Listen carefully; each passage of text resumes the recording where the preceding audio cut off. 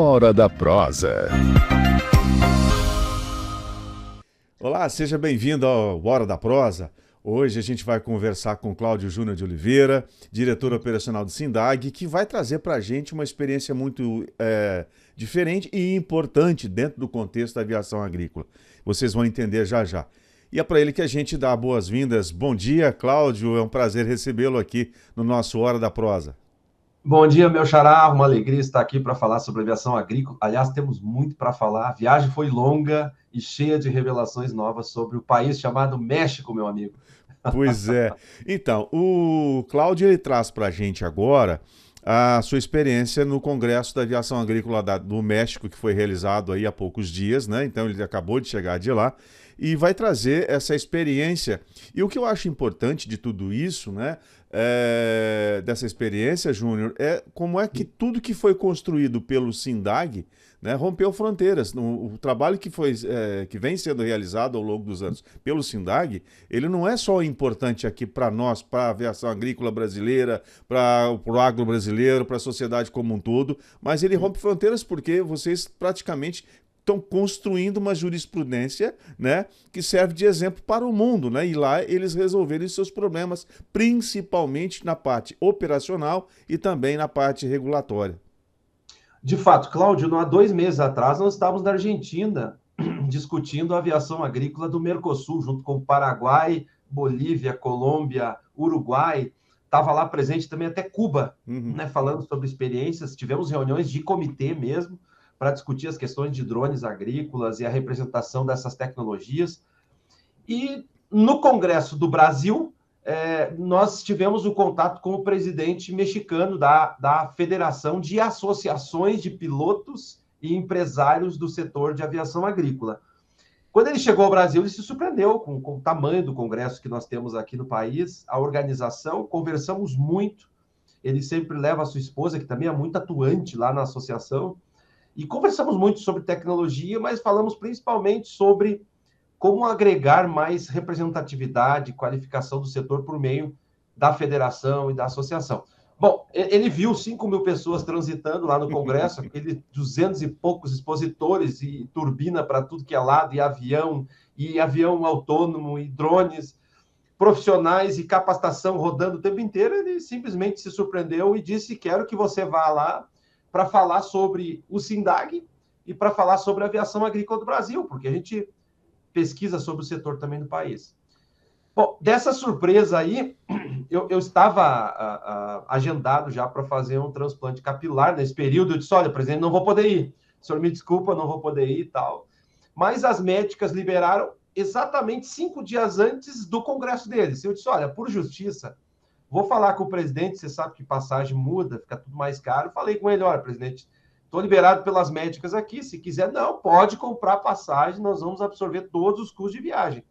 Porque o congresso deles acontece em resorts pelo México. Diferente do Brasil, que acontece em Cuiabá, ou lá em Goiás, agora em Goianésia, ou acontece em Sertãozinho, São Paulo, regiões de agro, né?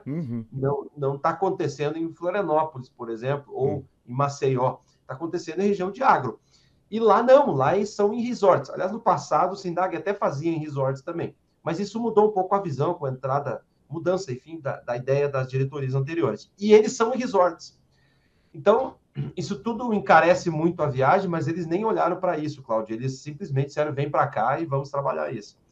Então, hoje o SINDAG, para até conectar com a tua questão, é uma referência era uma referência em nível de Mercosul. Hoje não. Hoje é em nível de América Latina. Nós estamos para conversar também com o Equador, Guianas, as Guianas francesas, nós vamos conversar com Porto Rico, nós vamos conversar com outros países para fortalecer a aviação agrícola na América Latina, porque, de fato, ela que detém a maior quantidade de aviões, me parece, aqui do planeta, porque a Nova Zelândia, a Austrália tem aviação agrícola efetiva, mas não chega perto dessa região da América Latina. Então, até para posicionamento político, geopolítico internacional, o setor não tem uma representação. Hoje, se for falar na agricultura, no Brasil tem a CNA, em nível global tem a parte de agricultura, mas não tem de aviação agrícola, porque a aviação agrícola está no meio da aviação e no meio da agricultura. Né, ela está aqui, e Uhum. hoje não tem uma representação a nível global que a possa defender. Me parece que a gente está criando aí possibilidades de maior defesa do setor. Legal.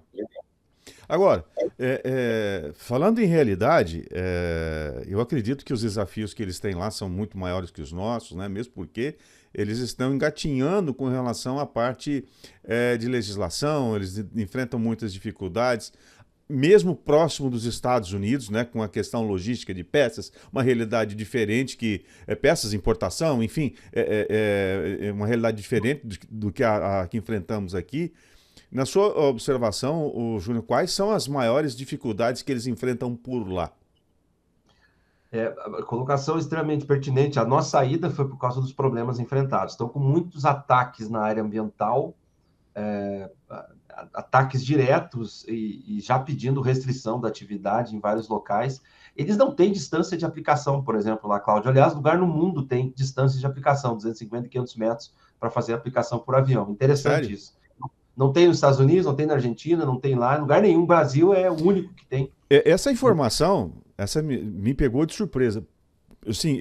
Assim, francamente, eu achava que diante de todos os desafios que a gente enfrenta por aqui, né, crítica de vários setores, eu achava que, no mínimo, os outros países, principalmente Estados Unidos, outros países, tivessem aí uma restrição, assim, muito até maior que a nossa, porque, caramba, desculpe até o termo, Sim. isso para mim é uma baita de uma novidade, Júnior. É que eles... nos Estados Unidos, por exemplo, né? Só um parênteses rápido aqui. Lá é responsabilizado fortemente o engenheiro agrônomo e o piloto. Se Hum. acontece um erro de aplicação, civilmente você é acionado. No Brasil, não. Né? Então, não tem muita restrição quanto no Brasil, mas a responsabilização, Ah, né, é entendi. muito maior. É o lance da justiça e injustiça, Uhum, né? E a parte jurídica funciona muito bem, de fato. Então, eles têm preocupação em relação a esse tema. entendi. Voltando ao México, eles têm alguns desafios em relação à frota. Eles têm em torno de 1.500 aviões, segundo a imprensa tem buscado essa informação, porque de fato eles não pesquisam anualmente quantos aviões têm. Mas muita ilegalidade, porque os que entram na legalidade têm que seguir algumas regras da AFARC, que é a Agência Federal de Aviação Civil, né? Diferente do Brasil, que é nacional, lá se chama federal. Uhum. Então a AFARC coloca algumas regulamentações que eles não querem seguir. Então acabam não se cadastrando. E como a gente sabe, lá na região tem muito contrabando de drogas também, que vai para os Sim. Estados Unidos. Trump tem Uhum. falado muito isso. Na nossa região aqui de fronteira também tem, a gente se preocupa muito com isso, mas hoje tem muito monitoramento, né? Uhum.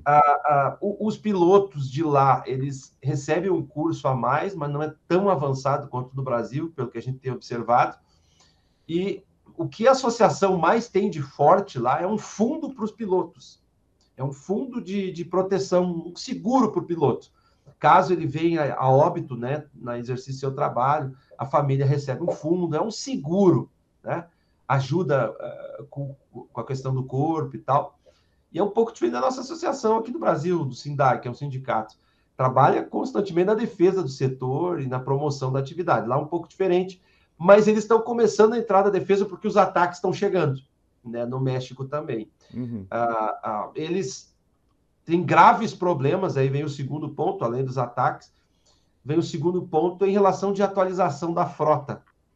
As aeronaves são muito antigas, Cláudio. São 1.500 aviões, mas muito antigo. Eles não têm novos aviões Air Tractor lá, porque os bancos não têm financiamento. Puxa. Então, veja, aqui no Brasil nós temos opção, mas quando eu falei em uma aeronave de $1 milhão, eles, quer dizer, eles estão acostumados com $200 mil, $300 mil, 400. Eles pegam aeronaves antigas da Argentina, de outros países aí latino-americanos, e não pegam uma nova, né? E aí, quando eles que nós tínhamos 97 aviões novos da Air Tractor dentro da frota brasileira, caíram para trás. Mas como assim? Como 97? Né? Assusta, né? Esse número assusta. Agora, Cláudio, por isso que a gente observa muito avião com motor radial lá. Deve ter um consumo bem maior do que claro, que uma turbina, mas além do consumo, a reposição de peças deve ser bem complicada.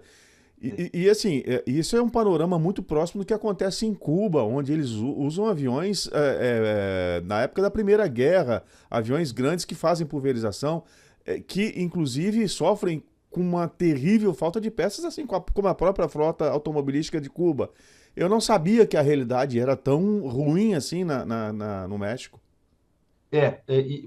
Claro, a gente tem que comparar aqui em nível internacional. Sim. O México tem um PIB aí de 1,5%. O Brasil tem 3,5% de PIB Uhum, por ano, né? uhum, O México ele fatura 1,850 trilhões de dólares, nós mais de 2.500 trilhões de dólares. Então, uhum. a gente tem até a per capita do Brasil é 14, eles são 10.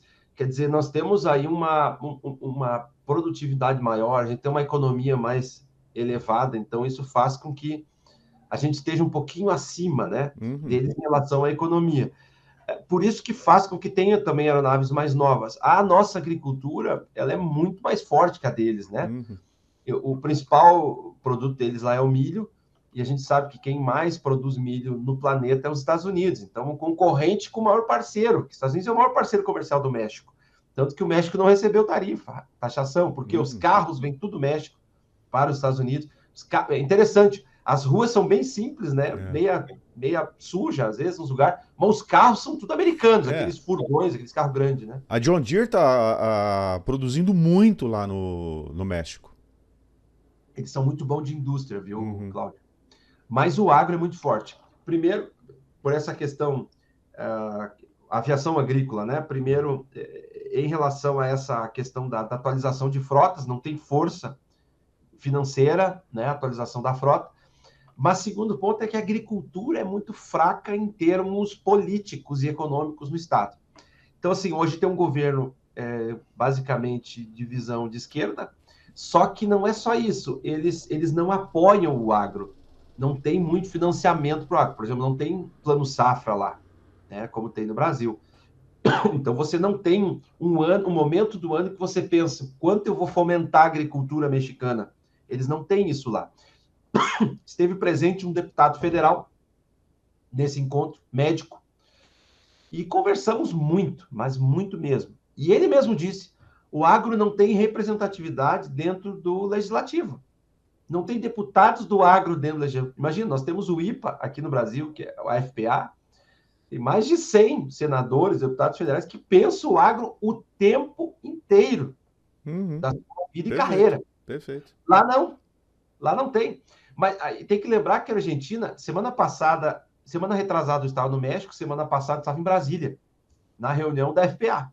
E lá no FPA estava o pessoal do Barbecheando, que é da Argentina. Eles estão criando um IPA na Argentina, estão chamando de Barbecheando, que é Barbecheando é conversar, né? Uhum, Conversando, uhum, batendo papo seria. uhum.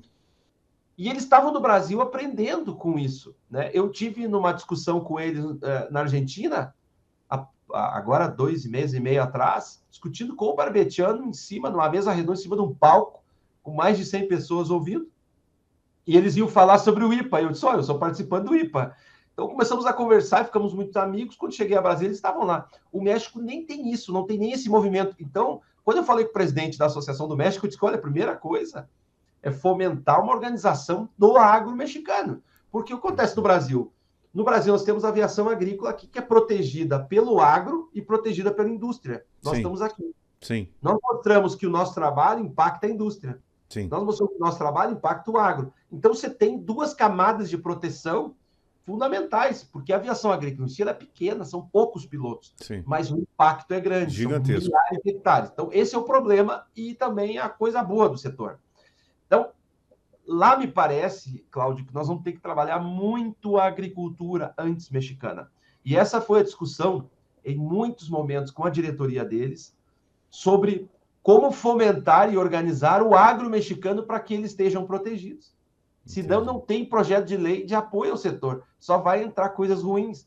Eles não têm força no Congresso Nacional.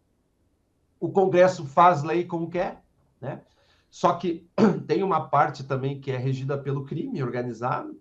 Então, esse crime também tem produção agrícola que acaba mexendo na organização geral política do país. Então, o desafio deles lá é interminável. Essa região que foi feito o Congresso, nós estávamos falando aqui em off, é uma região perigosa, né? Digo de crime organizado. E realmente, passei por 3 guichês me apresentando, mostrando passaporte e confirmando com pessoas lá dentro que eu ia para o Congresso, porque, de fato, é uma área muito perigosa lá no México, né? E eu estou falando de resorts, eu estou falando de resort absurdamente conhecido no mundo, caríssimo, né, a entrada. E o quarto ponto, para fechar aqui, Cláudio, o desafio é a falta de qualificação chegando lá para a aviação agrícola. Puxa. Quando eu perguntei para eles quais são os professores que vocês conhecem de aplicação aérea, eles só conheciam um, que estava comigo no Congresso, chamado Alan McCracken, o irlandês aquele, que começou sua vida profissional no Brasil, inclusive. Caramba. Então, veja assim, e eu me lembro muito do SINDAG também, na época, quando chegamos aí, quais são os professores que nós sabíamos, tinha uns 2 ou 3. E aí começamos a fomentar nas universidades mais professores. Engenheiros agrônomos, começamos a fomentar que fizesse mestrado, doutorado. Fato. Hoje, a gente tem uma gama enorme de doutores. Então, a gente não fica só na mão de uma via. A gente precisa do contraditório na pesquisa. Sim. Como economista, eu como administrador também, eu sempre busco contraditório às minhas convicções, porque isso faz elevar o nível de reflexão. Te faz pensar. Faz pensar. E lá ele só tem um. Eu perguntava para os pilotos quais são os professores que você tem. Não, o McCracken que vem aqui nos ensina tudo que sabemos. E perguntar para o McCracken é um ótimo professor na área, não é isso que eu estou dizendo. Eu estou dizendo que é muito bom ter mais. Sim. E ter universidades pensando. Nenhuma universidade pensa em aviação agrícola no país México. Aí nós temos uma problemática enorme, porque não tem pesquisa, basicamente. Agora, bom, você ouviu as dificuldades, os gargalos de lá. Você saiu de lá com a impressão de que eles já vão trabalhar forte para isso? Onde seria? Principalmente na formação aí de criação de um conselho, de um núcleo político para fortalecê-los? Na sua opinião, qual é o primeiro passo? Cláudio, planejamento estratégico, foi o que eu falei para eles, porque são muitas portas abertas. Tem muita coisa aberta, realmente. Isso. É muita coisa. Se não organizar isso metodologicamente e organizar sistematicamente, né, o que faz primeiro, eles vão bater a cabeça. Foi isso que eu falei para o presidente, né? Tem a parte política que precisa organizar, a parte de qualificação de universidades, a qualificação dos pilotos em si, tem a parte de legislação, que também falta muita coisa para eles lá em relação a esse tema. Passei toda a legislação do Brasil, só que daí nós estamos num outro caminho, que é demais, né? Lá eles têm de menos, né? Tem mais. Também a ilegalidade, né? Nós temos operadores lá que trabalham no campo, são caras sérios, mas não querem ficar legal, porque senão vai dar problema. Vão se incomodar. Que coisa incrível.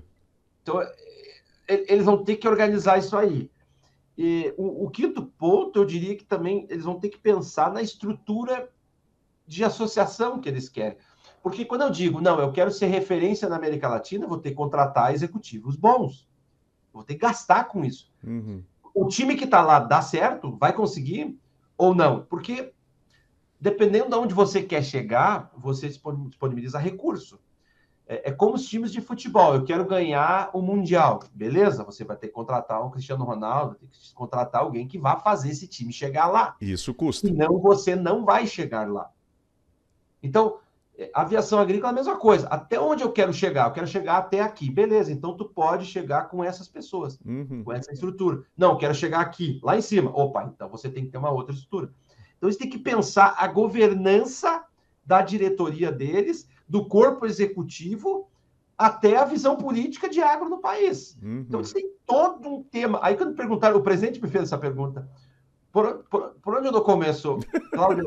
Eu não sei por onde falar, mas... Porque eu coloquei tanta coisa para eles, porque ele me perguntava, né? Como é que é a qualificação? Pô, nós temos um MBA, nós temos uma pós-graduação no Brasil, nós temos uma academia de tecnologia de aplicação, nós temos a academia de segurança operacional. Ele ficou doido, porque só o que eles falam hoje é segurança para o piloto por causa dos drones. Sim, que é um problema grave lá também.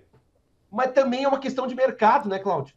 Eles estão com medo desse mercado, porque os aviões pequenos, os drones, estão fazendo 2.000 hectares, os caras estão aplicando 8.000, 10.000 hectares por safra. Cara, 4, 5 drones resolve o problema e derruba o avião. Então, tudo isso eu falei para eles na minha palestra, que se eles não aplicarem mais, o drone vai derrubar eles, porque o drone é uma ferramenta boa, se for bem cuidada e bem aplicada, como um avião. Como Sim. avião. Só que nível mercadológico é um problema. Cláudio, um dia inteiro eu fiquei com a diretoria e no outro dia eu palestrei por 1h30 e o presidente disse assim, ninguém saiu da sua palestra. Todo mundo ficou sentado, ele olhou para uns diretores e disse assim, pô, eu tenho 2 diretores aqui que nunca assistem nada, não gostam de ver palestra. Ficaram, charla, né? Eles dizem charla. Você ficou 1h30 falando e eles não saíram em nenhum momento. E eles olharam para mim, não, eu fiquei olhando tudo. Por quê? Tudo que a gente fala é novidade. Puxa. Tudo. Então aí você tem um range enorme, Cláudio, de possibilidades que vai ter que começar no plano estratégico de nível federal, nível de país. Você conversou com algum empresário lá, assim, tipo assim, o cara contou a realidade dele, até como empresa, como a parte de gestão, a parte financeira, os reflexos na empresa diante de tantas dificuldades que você relatou com relação à aviação agrícola lá no México? Eles têm um grave problema de disparidade de regiões. Tem regiões que faturam muito e outras nada. Então, até para eles se unirem na associação é um problema, porque eles me deram o exemplo, tem região que o cara cobra $50 o hectare, e outras regiões cobram 10. É muita diferença. Isso, é muita diferença. Então, na hora que eles se encontram nas associações, eles ficam brigando por causa de mercado, porque imagina no sul, né? No sul, aqui no sul do Brasil, né? Cobra R$ 50 por hectare, e na região norte eles cobram R$ 110 por hectare. Eu estou jogando números hipotéticos, tá? Sim. A gente sabe a diferença, porque no sul, no norte, uma gota mais fina, no algodão, etc. No sul, uma gota mais grossa. A gente já sabe mais ou menos que envolve tecnologia de aplicação e a produtividade é menor ou maior. A gente sabe disso. No México é igual. Só que tem região que tem mais agro. Então, é meio que por demanda e oferta. Não tem tantos aviões na região, então acaba aumentando o preço. Sim. E na outra região tem mais aviões, menos demanda, menor o preço. Então ele é o país em si, eu me lembro quando eu entrei no SINDAG, tinha um grave problema na parte de aviação, era a falta de entendimento do que é o capitalismo. O capitalismo ele é assim, ele é concorrencial. Você tem uma guerra, pode ter uma cooperação, pode, mas nem todos estão prontos para cooperar com o vizinho, né? Você é concorrente do cara que está na associação com você. O cara que faz parte da diretoria, do conselho de administração, é o seu principal concorrente, está com você ali. Lá no México, eles não conseguiram entender isso. Então, regiões faturam muito, regiões não faturam nada. E eles estão lá matando cachorro a grito, como se diz o termo aqui no Brasil. Eles estão sofrendo mercadologicamente, né? E eles entram em conflito na associação. Tem regiões que dão muito dinheiro, sim, né? Que é a parte mais produtiva do país. Mas tem regiões lá que os aviões estão vivendo uma miséria muito grande, né, de peça e de coisa. E só para fechar, Cláudio, uma coisa que você lembrou, os Estados Unidos está tão próximo, e eu falei isso. Vocês estão do lado dos Estados Unidos, mas os Estados Unidos não nos trata como um país grande. Os Estados Unidos vai reconhecer mais o Brasil do que o México. Para eles, o México é mais um estado que está grudado aos Estados Unidos, mas não é um estado de primeiro mundo. Então, eles desdenham muito o México e trabalham como se fosse ali um bairro ali, né? Um bairro que fornece produtos para os americanos e fatura em cima disso. E os mexicanos vão tudo para os Estados Unidos quando querem uma vida melhor, né? Os filhos do presidente, só para fechar, são médicos. E onde é que eles trabalham? San Diego, do lado de Tijuana, trabalham nos Estados Unidos. Então, essa visão cultural do americano, do mexicano também acaba atrapalhando a evolução do país. Bom, assim, analisando friamente tudo que você nos relatou aqui, assim, os desafios são gigantescos. Eu acredito que se faz necessário, urgente, arrumar essa casa seguindo as orientações, aquilo que foi feito no Brasil, né? O trabalho que o SINDAG realizou aqui no Brasil. Claro, vai ser um espaço de tempo muito maior, claro, para alcançar algum tipo de resultado, sim. Mas eu acho que o primeiro passo foi bem feito, né? Que é ouvir aonde tem resultado positivo, né? E nós temos um resultado extremamente positivo, né? Em todo esse conjunto. Agora, nem de longe os desafios que nós enfrentamos aqui são parecidos com os de lá, né? Eu, assim, eu estou chocado de verdade com algumas situações que você relatou aqui. Assim, essa questão de organização, cara, tem que começar ontem, né? E que bom que eles estão dispostos, né? E essas empresas que têm um faturamento maior, seria interessante que eles tenham um entendimento que a colaboração deles para a formação de uma associação forte precisa, nesse momento, ser maior, para que equalize essa situação, para que todos tenham uma representatividade forte no país todo, independente Exato. de quem ganha mais e quem ganha menos. Cláudio, essa é a base de qualquer estrutura de país para a representação de um setor. O setor precisa estar organizado. É o primeiro passo. É o primeiro. Me lembro quando eu cheguei no SINDAG, nós não tínhamos um folder para apresentar o setor. Então, a gente tinha que vender a associação do SINDAG e não sabia ainda direito os pontos fortes, né, da associação em si, do SINDAG em si. Então, nós pensávamos, quando chegar na frente do ministro, que material nós vamos ter para apresentar para ele? Tinha alguma coisa ali, uma coisa meio espalhada, e a primeira coisa que a gente fez foi juntar os conteúdos todos, que, na verdade, ano passado saiu Perspectivas Econômicas e Sustentabilidade com todo o conteúdo, aonde tu pega e tu tem uma visão geral do setor, diz, mas é tudo isso? A gente pega os caras falando isso. Ah, mas é tudo isso aqui, eu não sabia que tinha essa pujança. mas nós tínhamos, quando eu entrei, me lembro que tinha 110 associados, nós somos quase 300. Então, a força econômica também não tinha na época como tem hoje. Tudo veio junto, né? O associado também se capacitando, ele começou a vender mais fácil o serviço dele, que nós aplicamos de 25% a 30% no Brasil, mas isso vai aumentar muito. Tem muito mercado para tirar do trator, com todo respeito ao tratorizado. Muito mercado para tirar do costal, muito mercado para tirar, né, de muitas outras tecnologias com aviões, helicópteros e drones, porque é mais produtivo, só preciso mostrar, provar e mais seguro. E mais seguro. Mas preciso provar isso, e a gente está provando. Como setor, né, como conselho de administração, empresários espalhados pelo Brasil, estamos provando que o setor é organizado, tem condições e por isso está sendo contratado em vários lugares do país. Então, essa organização de setor é a base para eu poder chegar no Congresso Nacional e propor projetos de apoio ao setor, chegar no Executivo e propor ações de investimento, como pegamos do Sebrae Nacional, mais de 1,5 milhão de investimento só em capacitação, dar respaldo técnico e científico para ter uma pujança e uma representatividade significativa em nível nacional e agora internacional. Cláudio, eu acho que essa bagagem que você nos trouxe hoje, principalmente, ela facilita em muito até os processos aqui no Brasil, né? Porque quando você vai participar de uma mesa de discussão, né, sobre a atual realidade brasileira, você tem argumentos, né, e conhecimento do que está sendo realizado lá fora, principalmente dos desafios que existem lá fora. Então, é preciso que a gente continue se fortalecendo aqui, ajudando os outros países, para que a gente, novamente, de dentro para fora. Se nós temos a nossa casa em ordem, em todos os sentidos, a gente vai ajudar os vizinhos. Se a gente ajuda os vizinhos, a gente vai conseguindo colocar a casa em ordem, a gente vai abrir nossa área de atuação e ajudar outros países que enfrentam as mesmas dificuldades. Porque a ideia é uma só, né? A ideia é trabalhar com eficiência e segurança, trazendo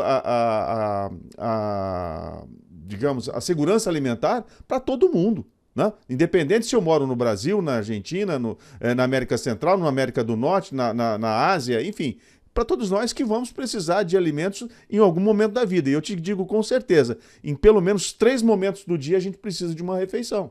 E a gente quer que isso seja no mundo inteiro, entendeu? Exatamente. Na sua fala aqui carregada de conhecimento, eu busquei aqui lá em 2003, quando eu tive aula com um professor que era comunicador da rede Pampa de comunicação, até nem sei se tem essa, eu acho que tem sim. Ele trouxe uma disciplina de marketing pessoal e ele disse o seguinte: nós temos que ser bons, parecer bons e aparecer nos lugares. Quando a gente tem um setor que não é bom, mas parece bom, as pessoas descobrem que é uma furada. E aí acabam não acreditando mais no setor. Exatamente. Agora, tem um setor bom, organizado, uma entidade que representa boa, aí você tem que parecer também, porque tem muita gente que é boa, mas não parece ser boa.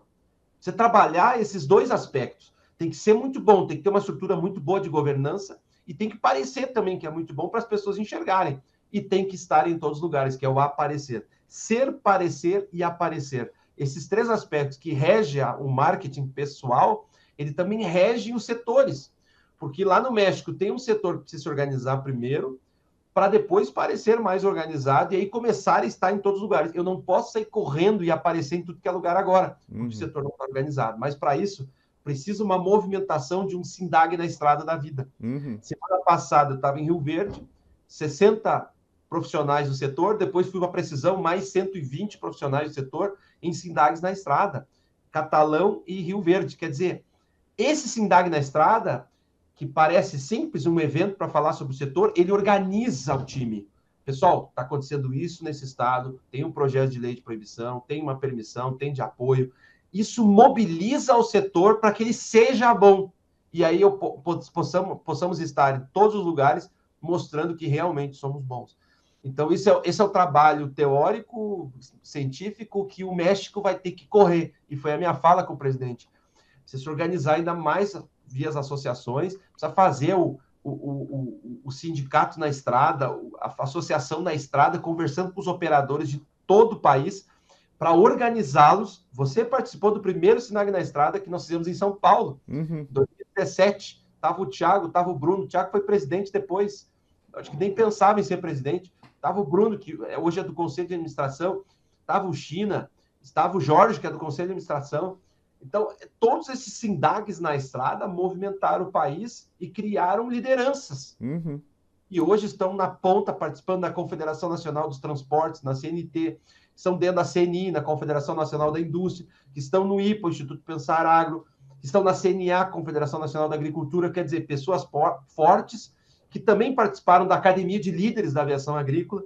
Quer dizer, toda essa movimentação realizada no passado, que hoje tem um MBA, uma pós-graduação única no mundo, não existe no mundo uma pós-graduação, fizeram com que o setor tivesse força, liderança e principalmente governança, que faz parte do ESG tão cobrado pela União Europeia ao Brasil para fornecer alimento para o mundo. Então, essa trajetória do ser, parecer e aparecer vai ter que acontecer no México para que eles alcancem resultados significativos.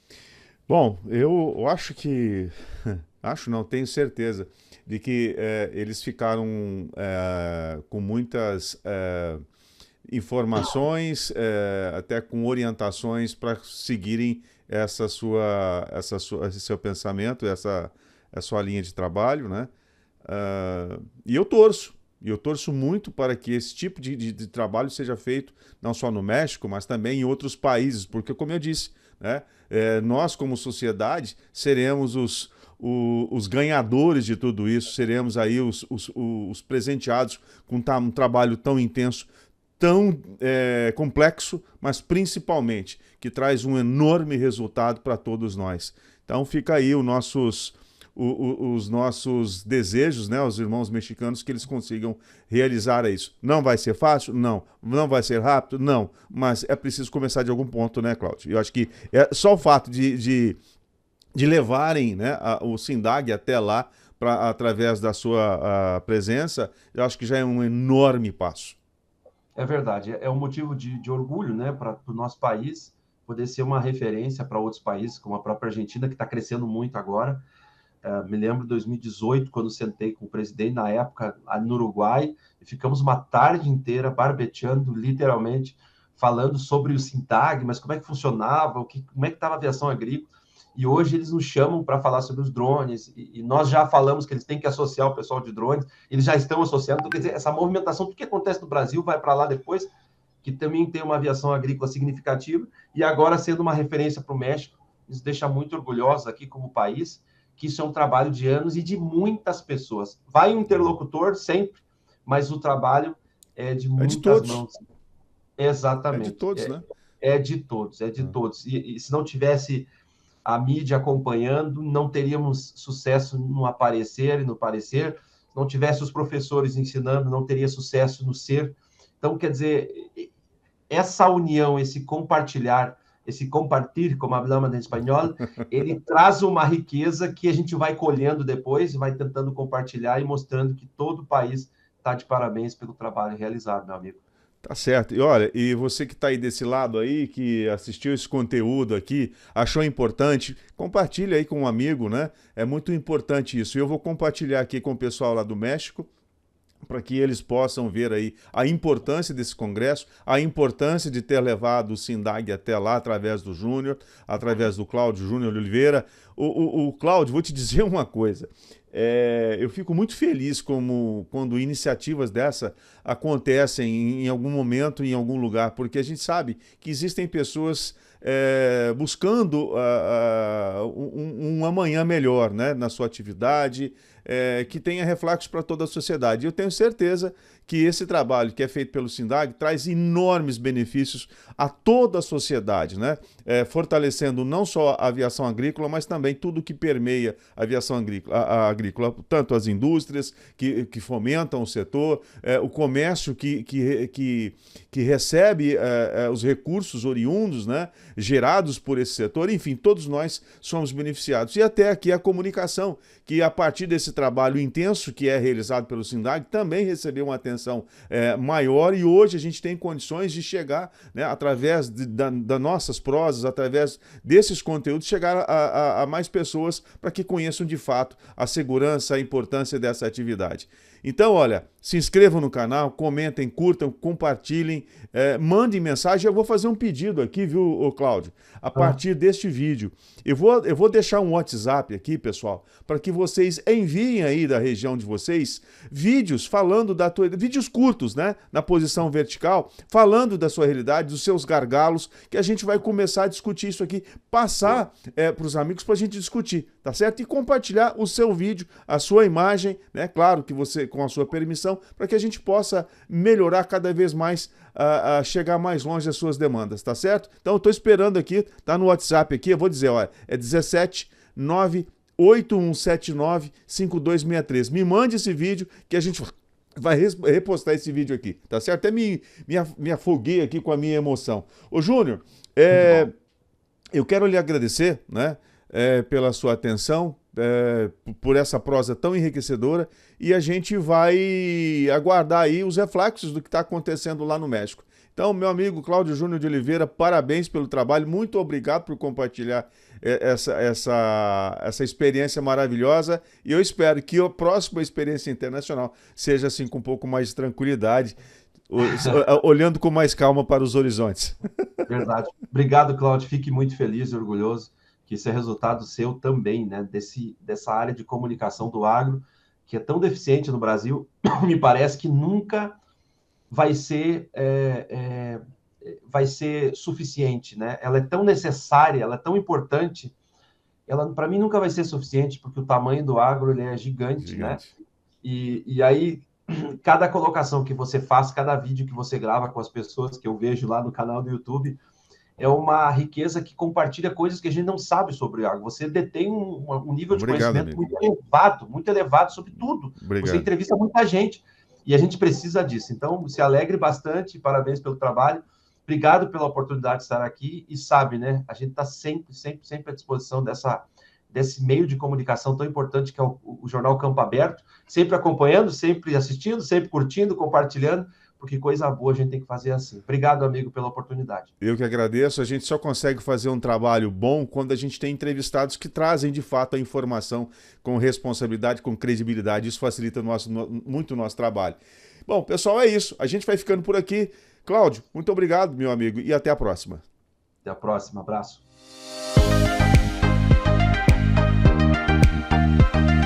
Hora da Prosa.